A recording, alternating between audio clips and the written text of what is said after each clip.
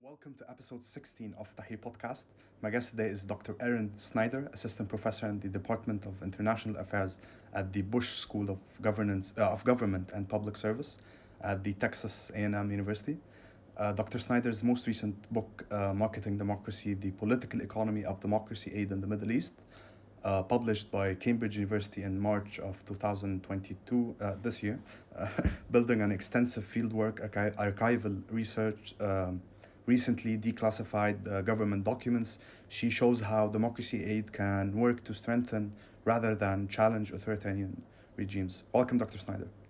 Thank you so much, Abdullah, for having me. It's a pleasure to be with you today. And morning for me still, but I guess into evening for you in Egypt. Yeah, likewise. Yeah, it's 5 p.m., I think, yeah. Yeah. Yeah, so Dr. Snyder, why don't we, before we get into like the gist of it, why don't we like kind of define some very simple terms so that the average listener that's not an academic or so forth can kind of grasp what we talk about. So, what is democracy aid? Yeah. So democracy aid can mean a whole host of things. There are lots of definitions that scholars and development practitioners have given to describe this particular kind of aid. So broadly, democracy aid is considered, a subset of foreign assistance, if you will, so general foreign assistance. But democracy aid itself, many scholars have said, is a specific form of aid channeled for particular kinds of activities. So these activities can include aid for civil society, sort of broadly defined, to help support civil society actors, organizations, etc. It can be aid towards elections to help support elections, voter education, etc.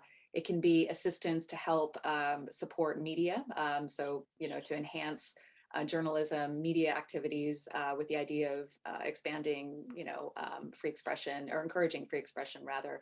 Um, Political party support in some cases, so supporting the development of political parties around the world, and giving tools and resources to help different actors understand the function of political parties in a democratic system, etc. So some of those activities, that's one set of definitions for democracy aid. Other actors also conceptualize democracy aid as aid to support what we might call more social democratic processes. So this might include aid for education, thinking about social welfare programs. So it's a different way of thinking about supporting what many scholars have said are the foundations of a democracy. So again, some people think conceptualizing that as aid for maybe more procedural definitions of democracy, so more political forms of support. And then other scholars and donor states in particular who, when they think about democracy aid, they're thinking about aid for, again, arguably what some scholars have said are more foundational issues with democracy, such as education, social welfare programs, etc. And your book kind of handles both Egypt and Morocco, U.S. democracy aid in Egypt and Morocco. So, why did you choose Egypt and Morocco in particular? Yeah, so I think I'll just back up a little bit, and it might be useful just for your listeners to know a little bit briefly about the motivations for this book. So, I usually say as a starting point, the sort of origins of this book go back to maybe 2006 or 2007, and this is when I was beginning my doctoral research. And so around this time frame, maybe when many listeners were very, very small children or otherwise, there was a big focus in the United States in particular on democracy assistance, right? So this was in the wake of 9/11. This is when the administration of then President George W. Bush really thought that the way of responding to what was happening in the post 9/11 environment was to have a much more aggressive focus on democracy promotion in the Middle East in general. So this is after the US invasion of Iraq. This is, we start seeing really expansive uh, funding for democracy aid programs in the Middle East in particular.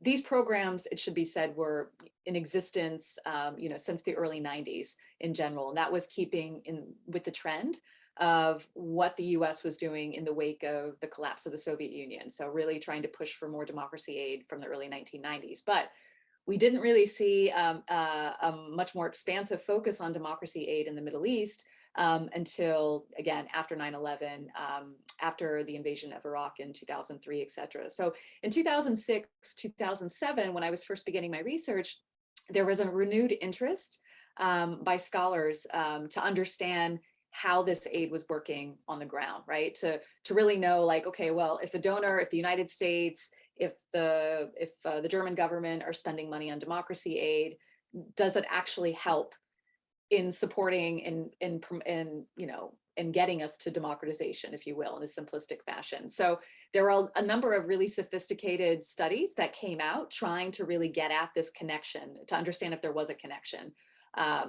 And these studies were extremely, again, sophisticated, cross-national studies trying to assess. And there's one study I was intrigued by in particular that was just focused on funding from the U.S. Agency for International Development. So this is USAID. It's the primary U.S. agency that deals with foreign assistance in general, but also particularly democracy assistance. So they were looking at the impact of USAID's programs worldwide. And there were 700 variables, again, very sophisticated. And the authors of this study in particular concluded that spending on democracy works. But it didn't seem to work in what they called difficult contexts, like the Middle East. And so the question then again for me was very much like, okay, well, I have some issues with methodologically with how much this study can actually get at what they're trying to measure, but also why does this particular region seem like such an anomaly compared to other regions under the study? So part of the answer to that question was, well, scholars of the Middle East might think, rightly so, that security is part of the equation, right? Particularly in the relationship between the United States and the US's relationship with regimes in the region. And that's certainly, part of the story. But there seemed to be, again, something missing with that. So this was the motivation initially, right? To understand why this exception existed. Again, this is a time when there's lots of resources being sent to states throughout the region, lots of rhetoric in particular from the United States about the importance of doing this.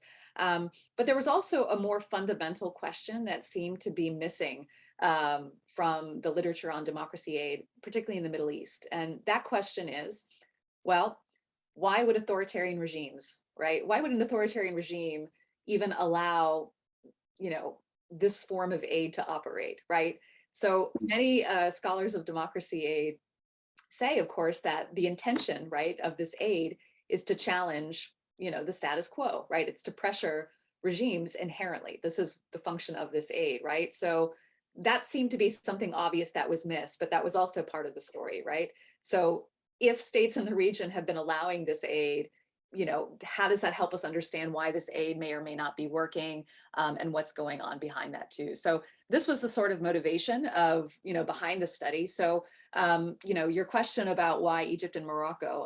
So initially I'd spent a significant amount of time in Egypt at that point.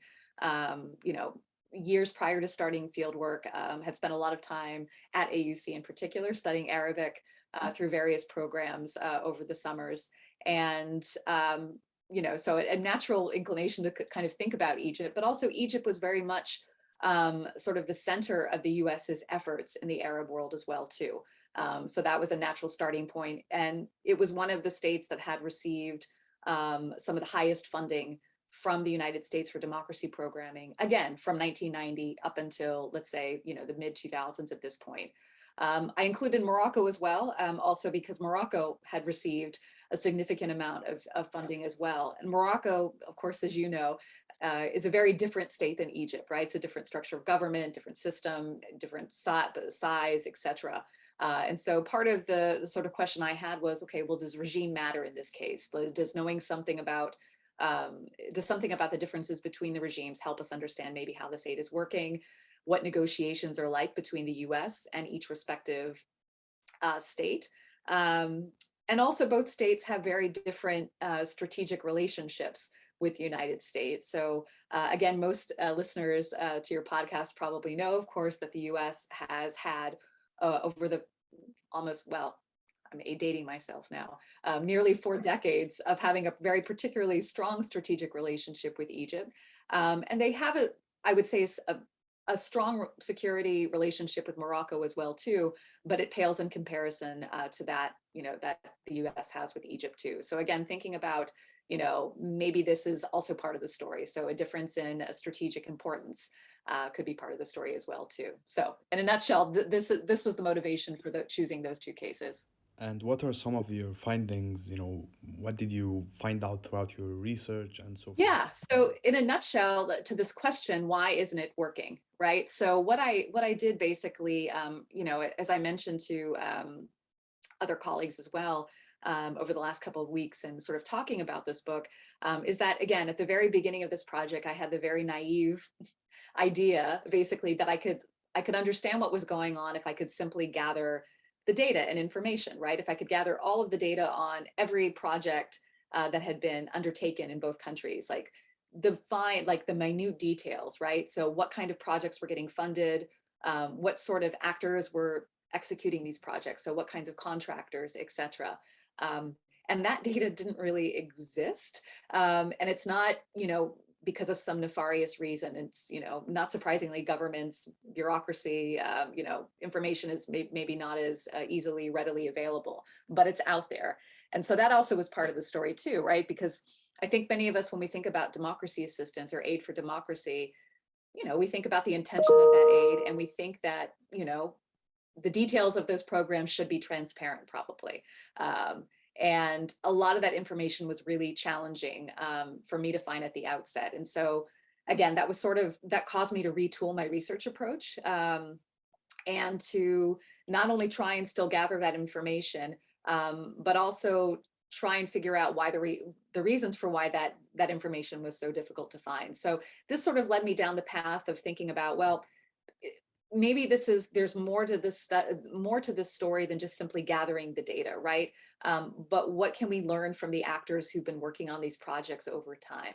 And so one of the things that I offer in this book is a new way to think about understanding how this aid works. And so in more academic language, I basically propose a political economy framework that looks at how ideas, institutions, and interests that are engaged with this aid over time have helped shape and mediate the form and function of these programs on the ground. So what that means in practice is that I'm really looking at how, again, different actors that have been working on this aid have understood democracy, right?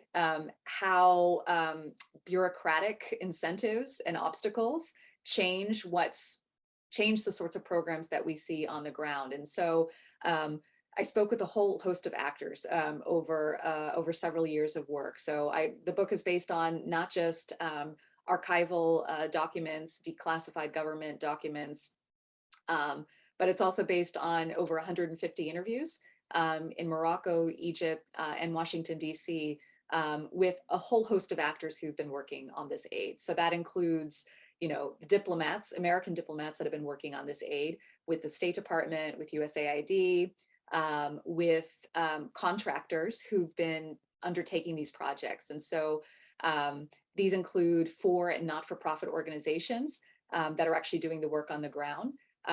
They also include Egyptians and Moroccans who've been working within some of these donor agencies as well too, because they have a wholly different perspective on what's going on, as well as interviews and discussions with government officials with both states as well too. So there's a very illuminating. It was very illuminating to talk with this great variety of actors to learn what was going on. And so, in a nutshell, to your question of what I've learned, the short answer is, we can understand why this aid hasn't really worked in the way that we think it has, because, what I found was evidence in both Morocco and Egypt of many of these democracy programs being diluted and watered down, right? So one of the findings in this book is that democracy aid, essentially functions as negotiated deals between donor states, so in this case, the United States, and recipient regimes, so with the Egyptian government and with the Moroccan government as well too. So if they're negotiated deals, then this means that the governments do have a say, right, in that aid. And so what I document over time is this process of dilution that happens, right? So as one example from the, let's say from the mid 1990s, USAID officials had this very ambitious idea for a democracy program. And not surprisingly, they met with resistance from their counterparts in the Egyptian government. And so the United States is not in a position where it can, order the Egyptian government what to do on this, obviously, right? So we see evidence basically of a back and forth, right, of the Egyptian government coming back and saying, we're not happy with this dynamic of it. In some cases, the objections are, I think that they found it elements of it threatening and objectionable for other reasons. And some of the USAID employees who were working on this project wanted to challenge and push back more with their counterparts in the Egyptian government, but they were essentially told not to, right? And gets back to the strategic relationship, which is that, some in the United States felt, look, we don't want to disrupt things. We want to keep this relationship solid and, value this ultimately. And so there were many frustrated AID diplomats during this time frame who were like, well, if in the process of this back and forth negotiation, the programs are being diluted, right, down to the point where they're not really doing or achieving our objectives, then what's the point, right? And so we see evidence in both places, actually, in both Egypt and Morocco, where in the process of this negotiation, of this back and forth, the programs became diluted. And in some cases, the programs, again, rather than challenge both governments, they ended up strengthening them in many ways. So enhancing the efficiency, let's say, of the Egyptian government or the Moroccan government as well, too, which, you can probably appreciate is kind of a perverse, side of this as well, too. That's one of the big findings. The other element I would say is that, there are lots of people who want this aid to work better. There are many people even today that, are advocating for the United States to devote much more funding to this aid, not just in the Middle East, but globally as well. And in my research, I found that there are, significant obstacles in, Washington, D.C. with how this aid works, right? So there are lots of well-meaning people who I think want to make this aid work, and they want this aid to reflect what citizens, right, what Egyptians or Moroccans on the ground actually want. But because of the way the foreign aid bureaucracy is structured in DC, it's structured in a way to basically not privilege this. And again, so one of the things I found illuminating in my work is, and one of the criticisms has always been that this aid doesn't reflect, let's say, what civil society actors in Egypt really want, or Morocco. This reflects more what outside actors who have no idea how Egypt, what the politics in Egypt are, what Egyptians want. It has no connection, basically, with what's on the ground, what's happening on the ground in Egypt, right? And so again, the idea being, if you really wanted to make this aid responsive to what citizens on the ground actually wanted and cared about, then one would change the way or change the incentive structure for how this aid works. And during revolutionary Egypt, 2011, 2012, even until like 2013, how has that differed? Because there was this gap where it was basically you wrote about that towards the end of your book. I think it was the last chapter, where they didn't seek approval from the government. Yeah. Because they thought to fill that vacuum. Yeah. So how did that end up? I mean, I know how it ended up. But Yeah, for the purpose of the listener. Yeah, so again, the focus of the book is really looking at that period between 1990 and 2008, between 2008, 2010. I submitted, so this book is based off of my doctoral research, which I submitted, I think maybe a week before Mohammed Bouazizi set himself on fire in Tunisia, right? So right as the Arab uprisings are beginning. So things were changing. My ways of even thinking about this project were changing. But I was in Cairo at this time frame, and I was interested to see, given this historic moment that's happening in the Middle East, in the world, what the United States' response would be, right? And not just the U.S., but how other donor states were responding to this important transitional moment. And again, the U.S. Many of your listeners might know, of course, even before 2011, the relationship between the United States and the Egyptian government over its democracy programs, I mean, I wouldn't call it warm at all, right? There was always tension with that, and something I think that the Egyptian government tolerated. Again, the nature of the strategic relationship between both governments, sort of allows some things, some activities to go, but this was something that the US's counterparts in the Egyptian government were not happy about and had a great deal of apprehension about. So in 2011, many people are thinking, okay, well, this is a moment now where we might see something change. And, I will say that I'm trying to think of the best way to put this. So in 2011, or 3 months after the uprising began in Egypt, USAID announced this transitional support project. And I think, if I'm remembering correctly, it was a program that allocated $70 million to support change broadly defined in Egypt.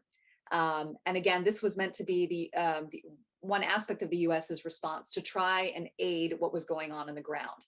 And, I spoke with a great deal of people after the fact, a year later, after kind of being there as an eyewitness to what was going on, to understand how people were thinking of things. And, there was a genuine desire in the United States to try and do something good.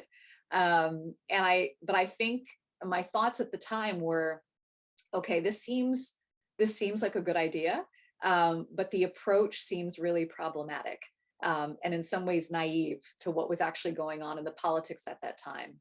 And what I mean by that is that, up until 2010, the end of 2010, the Egyptian government knew more or less where aid was going. It was a part of the relationship that, AID would inform the government about where aid was going.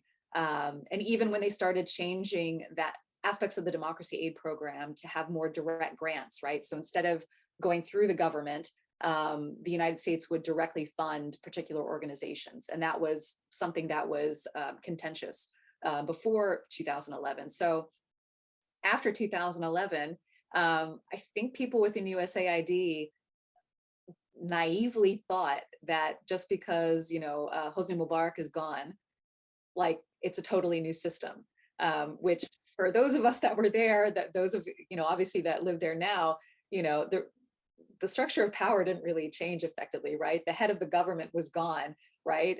But the system, the regime, everything hadn't changed. The same actors were still in place. The same powerful institutions were obviously, hadn't gone anywhere.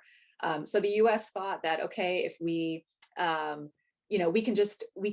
we're not obliged to follow the rules, in the relationship before 2011. And basically decided that they weren't going to go through the government, that they were going to directly fund organizations. So I think around March of 2011, March and April of 2011, they announced this program, and they did so, to their credit, I think transparently, in the state newspapers in Egypt, in both English and in Arabic, announcing that, the US has this program, and if you're interested in applying for a grant, you can come to these informational sessions at the USAID's mission in Cairo. So I went to one of these sessions, and it was very interesting. I mean, it was mostly, I would say primarily, I didn't get a chance. I had a scheduling conflict, so I couldn't go to the session in Arabic. So I went to the one in English, and because of that session, I think there were mostly foreign representatives from different foreign organizations and whatnot. And so it was a very boring discussion about, here's what you do to apply for a grant. But one gentleman at that meeting asked the AID person conducting it, can you tell us how much money has already been given, for civil society aid? And can you tell us, which organizations have already gotten this money? And he's asking this question because if he's applying for a grant, he doesn't want to apply for something that the money's already been given for, right? So he's just asking for this reason. Um, and I remember like kind of sitting up in my chair, because I was curious myself. And the person that was running this meeting became very, he was a bit skittish. And he was like, well, we don't, we've given this amount of aid, but I don't want to share which organizations have received it. Again, thinking about the security dimension and protecting those organizations. And I remember thinking, being very uncomfortable with this answer, because those of us who work in this particular circle on democracy aid pretty much know who the big actors are in this area and who is going to be given like an advantage at this moment. And because this money is US government funding, you can pretty easily find, you can find where this aid has been given. And so sure enough, when I went home that night after jumping through a couple of hoops online, Yeah. I found out which organizations had received it. And it wasn't shocking at all. But I remember being uncomfortable with this, right? Because at this moment, right, in a transitional moment, my feeling was you want to err on the side of full transparency completely, right? Because there are so many moving pieces, and there are so many ways I think that things can be taken wrong, right? So ways that the government can use information to try and tarnish the work of organizations, and again, an argument made by many people that unless you can be fully transparent with this aid in such a politically sensitive moment at a in a formerly restrictive space, then there's some ethical questions with this. And so anyway, this is a lot of details on this moment. But after this, we saw, of course, the trial, the NGO trial that would happen, and that was initiated maybe I think 6 months after this, and that would drag on for years as well too. And I don't know that it wouldn't have happened if this was handled in a different way, but it underscored to me many problems. Again, credibility issues that the US has already had with this aid over many years. The vulnerabilities I think that Egyptian civil society actors really faced at this moment too. And again, just sort of thinking about, in this historic moment, are there better ways to approach this kind of aid, et cetera. So now, I mean, when we talk about democracy aid in Egypt, I mean, it's a pretty much non-existent, especially from the United States. How about Morocco? How is it looking like? Yeah, so Morocco is again, it was a completely different environment to work in than Egypt. Completely different. Obviously a much smaller population-wise state than Egypt, and much quieter, right? the difference the difference between doing research in Rabat versus Cairo obviously is totally different. So again, we were talking about you being from Alexandria, and so being Rabat was nice because you can be by the ocean as well in this. But besides those minor bits, the space for democracy aid actors has been completely different in Morocco. So there was much more openness to some of these traditional democracy aid activities, um, which is not to say that things were completely great either. I mean, there had been resistance from the government, suspicion towards many of the groups that were taking place as well too. And I think again that we see elements, I show this in the book, where again, even though Morocco isn't strategically as important to the United States as Egypt, some elements of that security relationship still affect the actual execution of democracy aid on the ground, right? So what I mean by this is at different points, the United States wanted to do particular kinds of democracy aid programs or think about them in different ways. And the government would basically push back and say, look, we have other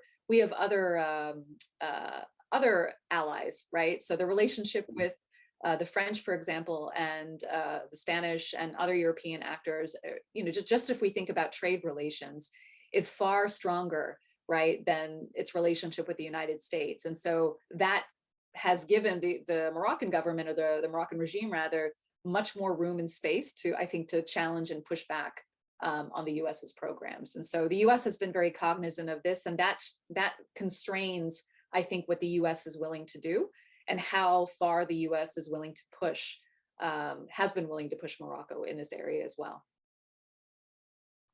And do you personally think that there's a way in which the US could actually push for democracy and implement democracy aid that would actually like contribute to real change, or do you uh, see the U.S. pulling out a better option than just like aiding, because you were just arguing that democracy aid so far, at least as far as like the late 2000s, it's been supporting incumbent authoritarian regimes.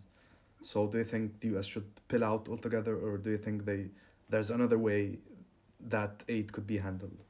Yeah, so I think that it's a great question. It's a really it's a really challenging question to answer, frankly, right? Because I've been asked this by different people over over the last few weeks, over the last year, about this sort of like, okay, we're seeing it's not as impactful as it could be. Does that mean an actor like the U.S. should just stop it altogether?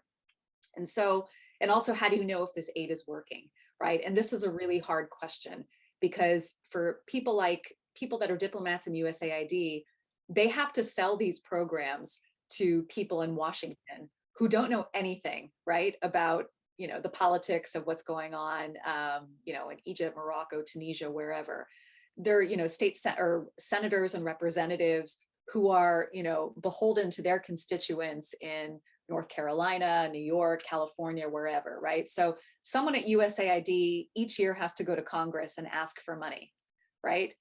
To fund whatever sort of programs that they're doing. And so a question that someone in Congress might, have for that AID person is, okay, well, how much did democracy improve in Egypt from, last year to this year? you know and you don't have to be an expert on democracy aid to know this is a really like this is I mean, what a ridiculous question, right? But they have to try and sell to this person the logic of, okay, well, democracy is a generational project, or democracy aid is something that we can only see an impact for after 5 or 10 years. That's hard to sell to someone who wants to see measurable results from something, right? And so this is a tension that's always existed in these programs. And so many people, for example, have said, like, look, in maybe hybrid regimes and authoritarian regimes, places where the political system is very restrictive, focusing on political forms or procedural forms of democracy as part of the democracy aid program, maybe this doesn't make sense. Maybe it makes sense if you have just a little space to work as a donor. Maybe it's more useful to focus on education programs, development programs, et cetera. Again, thinking about conceptualizing these programs as supporting the foundations of democracy towards, thinking about the quality of the democracy that you want to support. So again, thinking about just the kind of space that you can work in. One of the things, as I'm sure you can appreciate from the book, and just from your familiarity with this aid in general, and just the US's reputation in the Middle East, is that obviously the United States has a credibility problem. And fixing I mean, I think what happened, as I described to you, after 2011 with AID and the Egyptian government, didn't really help matters much. And it unnecessarily, I think, fostered suspicion, even more suspicion, about what the US was doing. So I think that there's a huge credibility problem, frankly, impacting the US's efforts, to say nothing of the domestic equation of this, which I just mentioned too, like these obstacles. So many people have said, okay, well, look, if the US, if there's no enthusiasm for supporting this aid financially in Washington, and we know that there's a credibility problem that's going to make it difficult for the US to maybe work in the way it wants to, maybe this is an argument for thinking about more multilateral approaches to democracy aid, right? So thinking about how the US can maybe work with other donor states to encourage different forms, or to support different aspects of democracy, to support civil society. Maybe it's also like, again, maybe it's the case in these situations that the US just should be honest about its strategic interests and say, look, if we're not prepared to really fully back and support the people on the ground that we're supporting with democracy aid, then maybe we just have to acknowledge that we can't operate in this space at this time. And so these are some of the harder questions I think that people are wrestling with. One thing I would want to say is that, when we think about, is this aid working? If you ask, somebody on the ground, and I'll just say hypothetically in Cairo, who might have received, some components of democracy aid to support a project on supporting gender issues, gender development, civil society, whatever their organization might have been. If you were to ask them, did receiving that grant help you? And they said yes. Then to me and to them as well, like some aspects of that are working, right? It helped, facilitate a conference that they wanted to have. It facilitated a conversation, etc.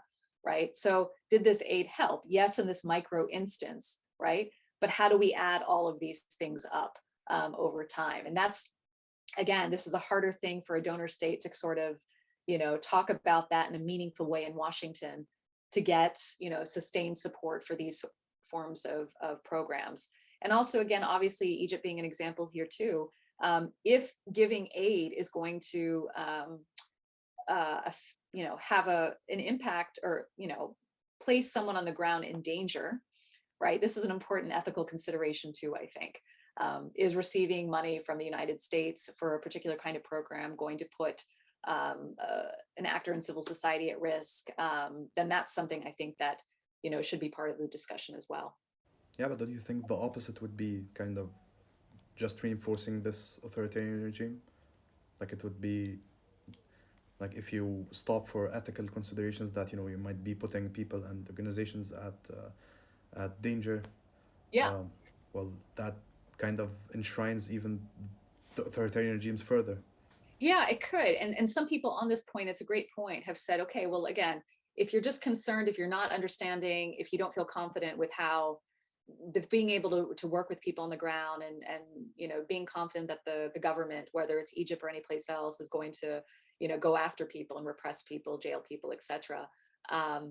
Then again, maybe you sort of stop funding, but you elevate the importance of supporting democracy, human rights, etc., with the government, right? So at one point in the book, I think I say that, okay, there are some places and spaces throughout the world where it's just simply not as possible to work as in other states, in the world, right? But there is some value, I think, to rhetorically supporting this, right? So, for example, the US elevating, because I think we've seen a real, demotion, right, of this subject matter, right, of democracy aid, of civil support for human rights, civil society with this administration. And even again, in the previous administrations, obviously as well too.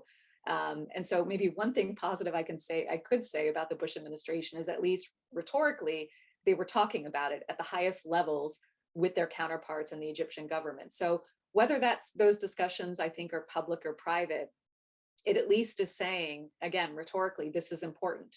We think this is an important part of things that you should be focused on, etc. It doesn't fix anything, I think, but many people have said that, look, merely talking about it and keeping it, at the very top of any sort of diplomatic agenda maybe makes it, less likely that the governments are going to disappear people, right? If they're under scrutiny, or if this is something that a powerful state like the United States is consistently talking about. Again, there's a big question mark on that, but I think there is some logic with that. So, as a closing closing remark, Sure. do you see any potential for real democratization in Egypt and in the Middle East in general? Do you see that as a possibility? For democratization Democratization. Yeah. in general. Yeah. Yeah, obviously, for anyone who reads the news these days, I would just say in general in the world, given the disturbing rise of authoritarianism just in general in the world, and the rise of far right politics in general, it would make anyone who reads the news, I think, pessimistic about things. But I think certainly the case in Egypt is, again, in the context of the changes that happen and thinking about where we are now versus 2011, frankly depressing, obviously. But I take a long view of history, and it's something that I've been thinking about a lot and studying other revolutionary moments throughout the world. Is that, again, as it has been said many times, with regards to the American Revolution, with what was happening in Europe in 1848, what was happening, with the French Revolution, et cetera, is that, things take time, and revolutions are contentious. Politics in general is messy. And so I have a lot of hope, I think, Maybe not, I mean, to be quite frank, in the next couple of years, but I think that, there are extraordinary citizens in Egypt, and there's an enormous amount of talent. And I think that when you look at statistics, like, the large number of youth comprising the populations throughout the Arab world in particular, I mean, that inherently makes me optimistic. It inherently makes me optimistic about where things are going, but I think it's a long road. Definitely. Thank you so much, Dr. Snider, for coming on the podcast and for sharing your research and your work. Thank you so much. Yeah, thanks for having me. It's been a pleasure. Likewise. And for listeners, Dr. Snider's book, Marketing Democracy, it's available on Amazon and on the website. I leave the link in the description, and I highly recommend you get yourself a copy. Thank you so much for listening. Yeah, thanks. عسكري خطواته يمينية مغفل بيرضع بزاز ديمقراطية الأمم متحدة ضد العنصرية للقنابل